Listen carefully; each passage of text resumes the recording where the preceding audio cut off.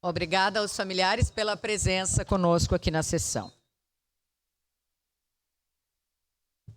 Em primeira discussão, o projeto de lei complementar número 20/2024, contido no processo número 176/2024, de autoria do Poder Executivo, que acresce e altera dispositivos da Lei Complementar número 701, de 30 de setembro de 2022, que institui o Código Tributário do município. Relator é o vereador Cadori. Entretanto, chegam aqui à mesa 2 pedidos de vista, um com prazo de 3 dias, outro com prazo de 1 dia.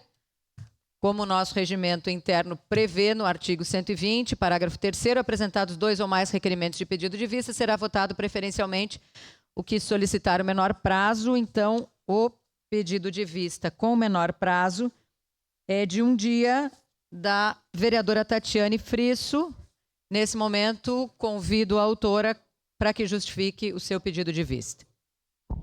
Senhora presidente, nobres pares, colegas vereadores, visto que há algumas dúvidas dos colegas que querem retirar, que querem tirar essas dúvidas a respeito da alteração e do que ela de fato impacta, eu faço esse pedido e peço a aprovação dos nobres pares para que a gente possa esclarecer as dúvidas, Já entrei em contato com a secretária Grégora, que está à disposição para receber, seja pessoalmente ou através de ligação, para esclarecer as dúvidas. Então, eu peço aos colegas que a gente faça a votação deste pedido e retire as dúvidas, então, e possa fazer a votação de forma tranquila, sem prejudicar também o andamento do projeto e de todos aqueles que aguardam essa alteração de lei que vai permitir a avaliação do imóvel seja feita também pelo agente financiador e não apenas pela prefeitura.